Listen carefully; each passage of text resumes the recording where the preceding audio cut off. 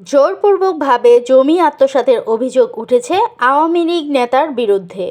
কিশোরগঞ্জ জেলা প্রতিনিধি সোহানুর রহমান বাপ্পি এর পাঠানো ভিডিও চিত্রে বিস্তারিত।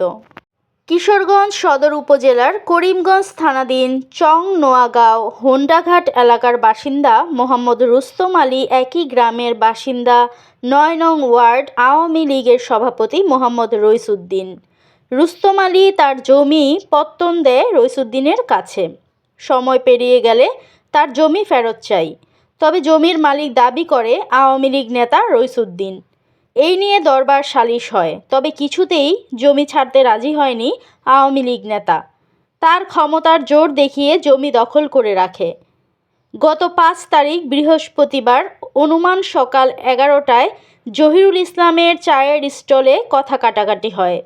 এক পর্যায়ে রইসুদ্দিন তার সংঘবদ্ধ দল নিয়ে মোহাম্মদ রুস্তম আলী ও মোহাম্মদ কালাম মিয়ার উপর অতর্কিতভাবে দেশীয় অস্ত্রসহ বল্লাম দিয়ে হামলা পরিচালিত করে ও একটি মোটরসাইকেল ও একটি অটোরিকশার ব্যাটারি নিয়ে যায়। একই দিনে তাদের বাড়িঘরে হামলা দেয় রইসুদ্দিনের গুন্ডা বাহিনী। তাদের উদ্ধার করে গ্রামবাসী কিশোরগঞ্জের শহীদ নজরুল ইসলাম মেডিকেল কলেজ হাসপাতালে চিকিৎসার জন্য ভর্তি করে।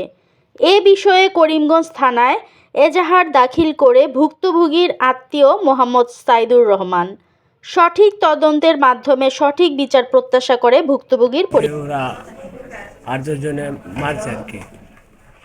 রইসুদ্দি অর্ডার দিছে, পরে আর পোলা ভানে আমার মারছে।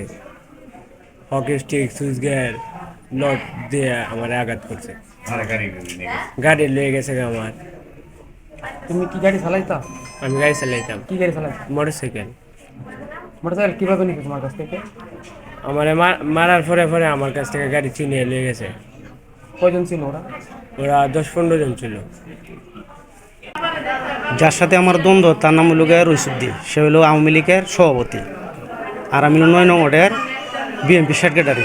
সে আমার জমি জোর করে লয়ে গেছে, ১ একর ৩০ জমি জোর করে লয়ে গেছে। আমি বাধা দেওয়ার কালে তারা পোলাপান আমার কি হচ্ছে ৪-৫ জন ধরছে। পরে আমার কি নাম দাও কপালে খুব মারছে। খুব মারলে ৪-৫ জন আমার ফিরেছে। তখন আমার যান বাসায় কোনো রকম এখান থেকে চলে গেছি। এখানে আর কে মানে আঘাতপ্রাপ্ত হয়েছে? আঘাতটা পাক হয়েছে, একজনের নাম হইল আইসান, আরেকজনের নাম হইল আবুল কালাম। তারাও আহত করছে। তারা গেছেন আমার ফিরত, তারাও আহত হয়েছে। সালিশ দরবারের আগে অনেক কিছু হয়েছে। সে দরবার কোনো কিছু মানে না, শক্তির প্রভাবে সে দল গঠন করে আমাকে এর ৪ জনকে আঘাত করছে। একজনের নাম হইল আইসান, সারোয়ার, আবুল কালাম। এখন আমি এই ঘটনাটা আমার যে মারপিট করলো জমি নিয়ে, আমি এখন তদন্ত করে মানে সঠিক বিচার চাই। আমি আপনার আর কোন দাবি আছে? আমার জমি আমারে ফিরাইয়া দেওক। আমি এই আবেদন করতে দিই, শক্ত বিচার করে আমাদের জমি আমার ফিরাইয়া দেওক। হলো জমি নিয়ে যখন শুনলাম যে গন্ডগোল, তারা মারামারি করতো, আমরা লোকেরা, পরে আমরা গেলাম ফিরাইতে। পরে এরা আমাকে লাঠিতে 2 জায়গায় 2টা আঘাত করছে, পালাই দিচ্ছে। পরে তো আর আমি অজ্ঞান হয়ে গেছি, আমি আর করতে পারি না। এরপরে আমাদের শুনলাম যে আমাদের বাড়ি থেকে এরা আক্রমণ করে আরও 2 জন লোকের মারি করে বাড়াই দিচ্ছে। আপনার হাতে যে আঘাত করছে, ওরা কি দিয়ে আঘাত করছে? লাঠির দিয়ে বাড়ি দিচ্ছে, কপালেও লাঠিতে বাড়ি দিয়ে, এই জায়গায় লাঠিতে বাড়ি দিচ্ছে। এই জায়গায় বলমে গাছ ছিল, সকালে আচুরাটা লাগছে। এখন আপনি এটা কি চান? এটা আমি সূক্ষ্ম বিচার চাই। ঘটনা তো লেগে পাইলাম, এরা গুন্ডুগুলো করছে জমি লিয়া গুন্ডুগুলো করার পরে আমি লুগি লইয়া আমার বাতিটা ছাড়ু, এমনকি রুস্তম আলী আমার বাইক না, এরা লই আমি আয়া পড়ি মেডিকেল লইয়া। আবার পর তাকে আমার বাইককে হামলা দিয়ে আমার একটি গাড়ি ভাঙচুর করছে, আর ব্যাটারিগুলা নিচে আর কিছুগুলা ঘর দরও কোবানি হয়েছে।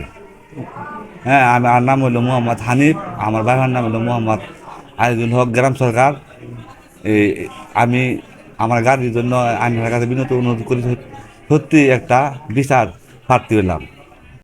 দৈনিক আজকের বাংলা .net